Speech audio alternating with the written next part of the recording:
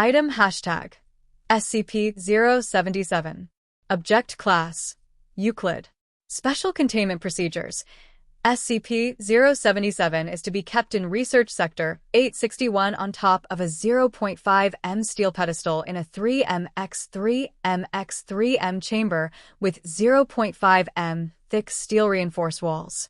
The reinforced steel hatch door to the chamber is to comply with AH-37 protocol and is to be guarded at all times by two Level 1 personnel.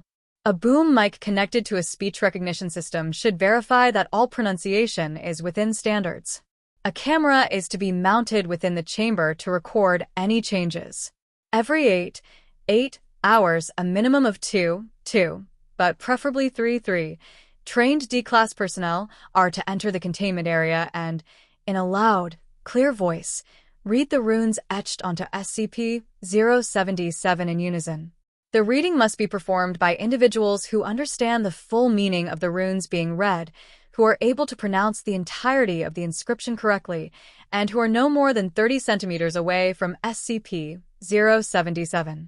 All personnel must undergo a 1-week training session with foundation linguists for pronunciation, reading, and dialect coaching.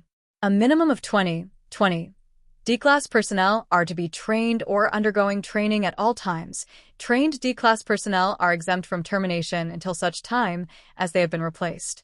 Foundation linguists are to remain on call in case of an unexpected rune change. Every new set of runes is to be transcribed into phonetic English and provided with literal and idiomatic translations as quickly as possible. See Documents 077 through for archived translations.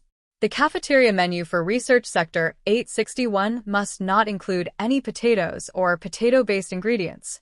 Description: SCP-077 appears to be the top half of a human skull engraved with runes, each filled with an unidentified black resin. The runes change every lunar month, defined by the full moon rising above the horizon in Ireland, as well as at the winter and summer solstices, the spring and autumn equinoxes, and whenever a partial, annular, or total solar or lunar eclipse is visible from Ireland. If these engravings are not read aloud at least once within a 24-hour period, the eye sockets and nasal cavity of SCP-077 will emit SCP-077-1. SCP-077-1 is a luminescent green vapor whose precise nature remains undetermined. It is to be noted that, although SCP-077-1 behaves as a normal gas in all other ways, it only occupies those spaces which are within SCP-077's effective line of sight, and does not flow into the space behind SCP-077 unless confined. Opaque impermeable barriers with no biological content can provide temporary protection from SCP-077-1. However, attempts to permanently contain SCP-077 within opaque containers have failed due to the artifact's production of sufficient quantities of SCP-077-1 to explosively rupture these containers.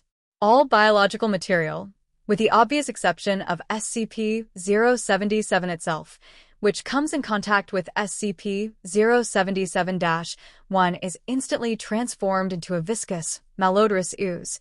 The ooze has been identified as the rotted flesh of potato tubers, Solanum tuberosum, which have been severely infected with the potato blight, Phytophthora infestans.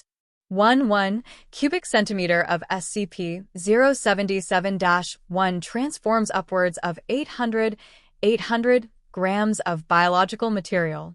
Reading SCP-077's engravings has noticeable, if transient, effects on the health of the readers.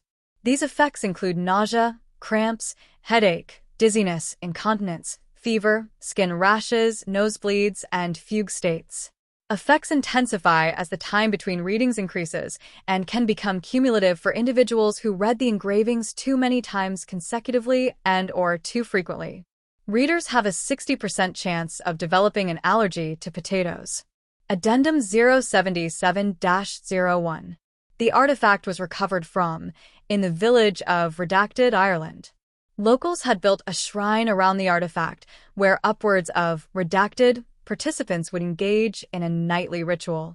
Fragmentary historical documents, retrieved from the remnants of the village church, see Archive 077-1576, and Library, see Archive 077-1582, indicate that the artifact existed as early as 1848, at which point in time it is described in highly positive terms, including protector and provider. By 1869, however, references to the artifact are fearful, resentful, and couched in euphemism.